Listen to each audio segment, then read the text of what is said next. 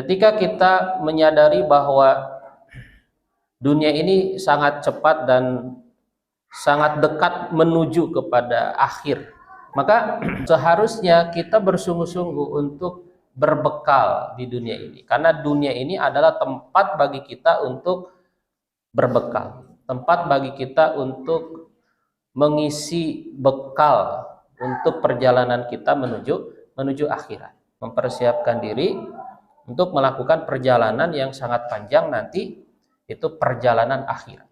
Perjalanan akhirat itu kan dari sejak kematian sampai nanti manusia itu ada yang masuk surga dan ada yang masuk neraka. Itu semuanya itu perjalanan akhirat. Nah, perjalanan akhirat itu ya, itu akan kita alami nanti, dan keadaan kita dalam hal kita mengalaminya itu semuanya tergantung kepada dunia yang sekarang ini. Dari sejak kita meninggal, ya, dari sejak kita dicabut nyawa kita oleh Allah, kemudian dikuburkan, ada fitnah kubur, ya, ada fitnah kubur, ada pertanyaan-pertanyaan alam kubur. Di alam kubur saja sudah ada siksa dan ada kenikmatan, ya kan?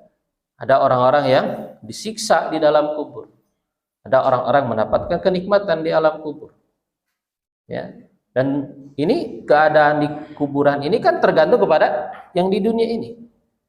Di kuburan saja itu berapa lama kita akan mengalami sampai terjadinya hari kiamat? Lama sekali dibandingkan dengan waktu kita hidup di dunia ini yang mungkin tidak, yang hanya sedikit jika dibandingkan dengan ya waktu kita hidup di dunia ini, hanya berapa puluh tahun saja, masih sangat sedikit dibandingkan dengan ketika kita nanti mati dan menjalani ya kehidupan di alam barzah itu berapa puluh tahun lagi, berapa ratus tahun, wallahu alam, sampai terjadi hari kiamat. Dan di situ ada kenikmatan, di situ ada juga azab, gitu kan. Nah, kemudian nanti dibangkitkan oleh Allah Subhanahu wa taala, dihancurkan alam semesta ini, kemudian manusia akan dibangkitkan semua. Nah, ketika dibangkitkan lalu kemudian di padang mahsyar juga lama itu. Satu harinya khamsina alfasanah, 50.000 tahun. Ya. Itu di padang mahsyar belum apa-apa itu, ya, belum apa-apa, baru dikumpulkan, saya dibangkitkan, dikumpulkan 50.000 tahun. Di sini juga ada ahwal, ada beban-beban, ada kesusahan-kesusahan, ya. Keadaan manusia juga berbeda-beda. Matahari dekat di atas kepala mereka ya berkeringat, gitu kan. Mereka telanjang, semuanya telanjang. Mereka berdiri, tidak ada yang duduk. Coba 50.000 tahun duduk, berdiri semuanya, tidak ada yang duduk, gitu kan. Nah, ini semuanya juga nanti ditentukan oleh apa yang kita persiapkan di dunia ini. Di antara orang-orang yang nanti di padang mahsyar itu kan ada orang-orang mendapatkan naungan. 7 golongan itu. 7 golongan diantaranya ya. Ada juga dalam keterangan yang lain 10 golongan. Gitu, 10 sab'atun yudhilluhumullah yauma la dhilla illa dhilluh. Ada 7 golongan orang-orang yang akan mendapatkan naungan dari Allah pada hari ketika tidak ada naungan kecuali naungannya. Jadi tidak ada tempat berteduh kecuali di bawah naungan Allah Subhanahu wa taala ketika itu. Tidak ada rumah untuk berteduh, tidak ada pohon untuk berteduh, ya. Manusia kepanasan, matahari dekat di atas kepala mereka, tapi ada orang-orang yang tadi ya kan mendapatkan naungan dari Allah Subhanahu wa taala sehingga mereka tidak kepanasan. Nah, itu semuanya ditentukan oleh apa yang saat ini kita jalani di dunia ini, di waktu yang sangat singkat ini. Dan itu semuanya masuk kepada perjalanan akhirat itu.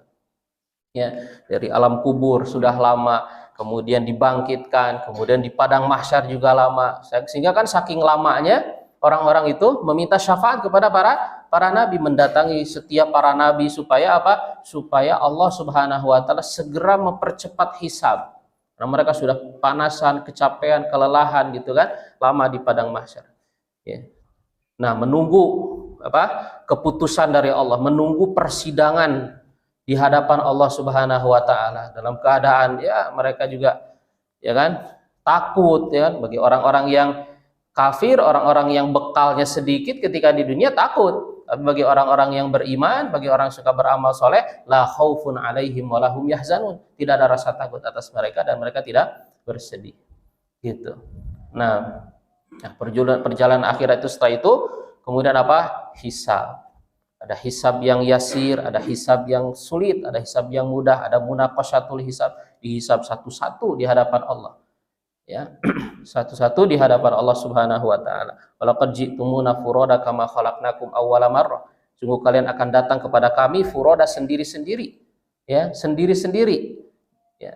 Nah, semua itu semua manusia akan diajak bicara. Ma minkum min ahadi illa sayukallimuhu rabbuhu laisa bainahu bainahu turjuman.